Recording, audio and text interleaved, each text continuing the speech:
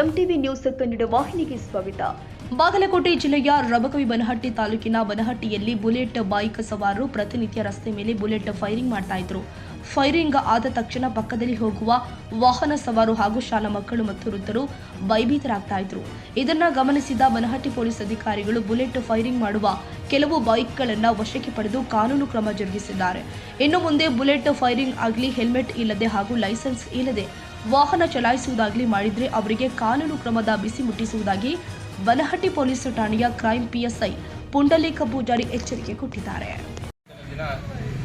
ಬನಹಟ್ಟಿ ತಾಲೂಕಿನಲ್ಲಿ ನಮ್ಮ police station Banahatti police station ಹದ್ದಿಯಲ್ಲಿ ಈಗಾಗಲೇ ಸಾರ್ವಜನಿಕರಿಗೆ ಅವೇರ್ನೆಸ್ ಮಾಡಿಸಿದ್ದು, ಎಷ್ಟೋ ಗಾಡಿಗಳಿಗೆ ಅವಾಜ್ ಮಾಡ್ಕೊಂಡು ಹೋಗೋದು ಮತ್ತು ಹೆಲ್ಮೆಟ್ ಯೂಸ್ ಮಾಡಿರಿ ಮತ್ತು ಇದನ್ನು ಲೈಸೆನ್ಸ್ ತಗೋರಿ, ಅದು ಎಲ್ಲ ನಾವು ಅವೇರ್ನೆಸ್ ಪ್ರತಿದಿನ ಎಲ್ಲ ಕಡೆ ನಾವು ಅವೇರ್ನೆಸ್ ಮೂಡಿಸಿದ್ರು ಕೂಡ ಸಾರ್ವಜನಿಕರಿಗೆ ಮನವರಿಕೆವಾಗದೆ ಇಂಥ ಸೈಕಲ್ ಮೋಟರ್ಗಳನ್ನು ಎನ್ಫಿಡಿಗೆ ಅದು ಸೌಂಡ್ ಬರುವಂಥದ್ದು ಪಟ್ ಅಂತೇಳಿ ಅವಾಜ್ ಬರ್ತೈತಿ.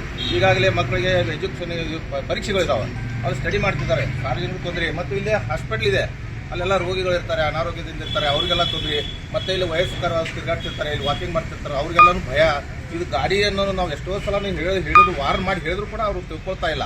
ಅದಕ್ಕೋಸ್ಕರ ಇವತ್ತಿನ ದಿನ ಹಿಡಿದು ತೊಗೊಂಡ್ಬಂದು ನಮ್ಮ ಸ್ಟೇಷನ್ದಲ್ಲಿ ಇಟ್ಟಿದ್ದೀವಿ. ಅದಕ್ಕೆಲ್ಲ ಕೋರ್ಟ್ ಫೈನ್ ಮಾಡಿಕೆಸಿಂದ ಅವ್ರನ್ನ ರಿಲೀಸ್ ಕೊಡ್ತೀವಿ ಅವರಿಗೆ.